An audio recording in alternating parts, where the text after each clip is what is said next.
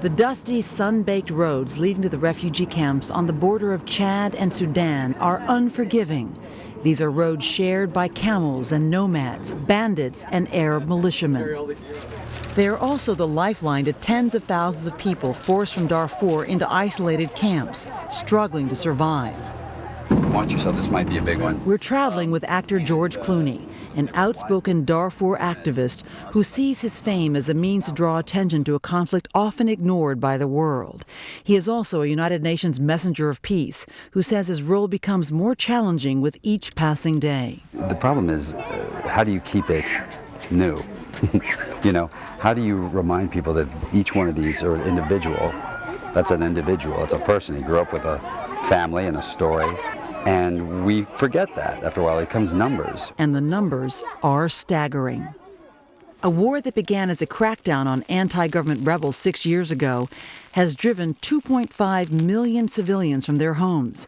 An estimated 300,000 have lost their lives as Sudanese troops and government-led Arab militias continue to target black African tribes. Did he have to leave anyone behind?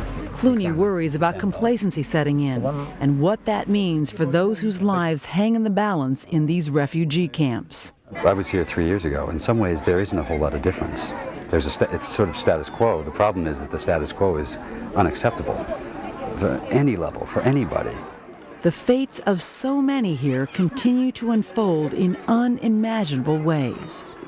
When we met 17-year-old Aziza in 2006, she told us how 3 men on horseback chased her down as she was gathering firewood. One, who she says was wearing a Sudanese military uniform, told her, "You're black. You have no place here." Then, she said somberly, he raped her. We set out to find Aziza on this trip, and when we did, we found that the trembling teenager we first met is now a woman with quiet strength.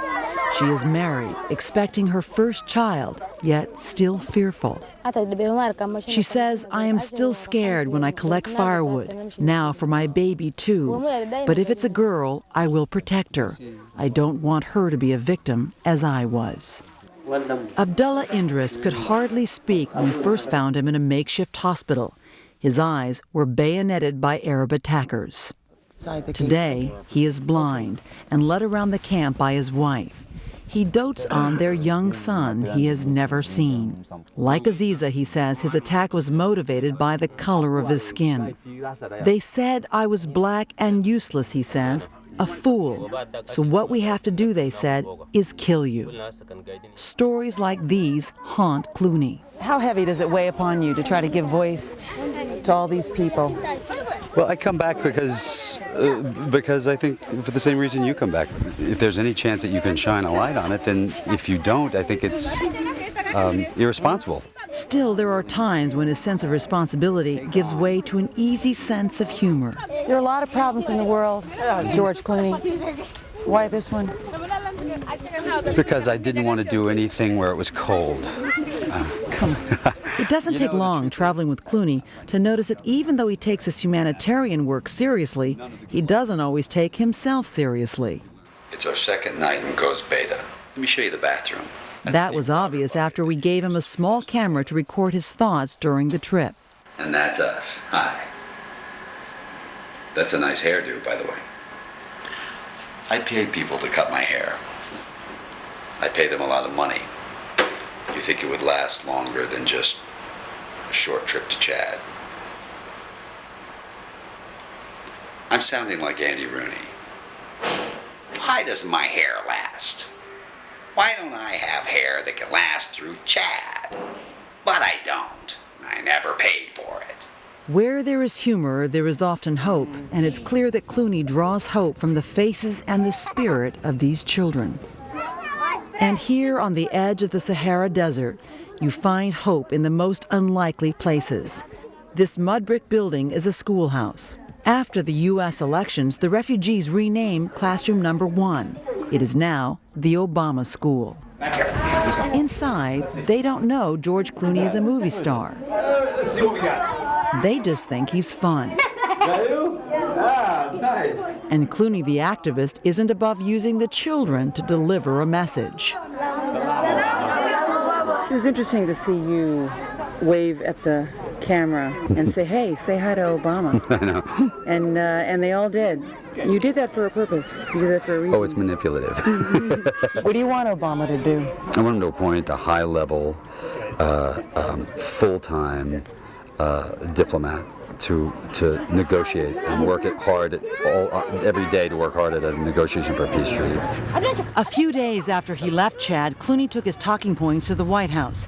After meeting with President Obama and Vice President Biden, he emerged optimistic. They said that they would appoint a full-time, high-level envoy that would report directly to the White House, which I think is a huge step. The White House has not made an official announcement.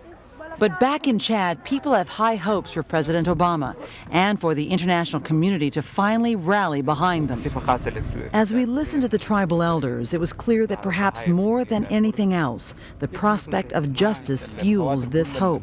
They were waiting for word any day that the International Criminal Court would indict the man they hold most responsible for destroying their lives, Sudan's President Omar al-Bashir. A man whose name women in the camp sing out in anguish.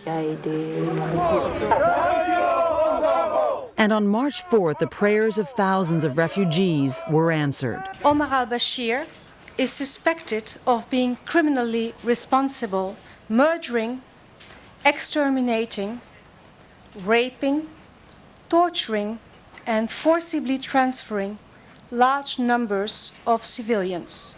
The court indicted Bashir on 5 counts of crimes against humanity and 2 counts of war crimes. He became the first sitting head of state to be charged by the War Crimes Tribunal. Standing before cheering crowds in Khartoum, a defiant President Bashir denied all allegations and said Western colonialists will not bring him down. He quickly ordered 13 international humanitarian organizations out of the country, a move that President Obama said a few days ago put millions of lives in jeopardy. We have a potential crisis of even greater dimensions than what we already saw. Whether Bashir's order will force a new flood of refugees across the border into camps in Chad is unclear. But what is clear is that even in this fragile existence, hope sustains life. It's in the song rising from a school named Obama. It's in the intertwined hands of a young boy and his father, a man blinded by a bayonet. And it's in the kick of an unborn baby whose mother had been beaten and raped. George Clooney sees it every time he returns to the camps. They want to go back to their villages. They want to live normal lives. They want to be normal human beings.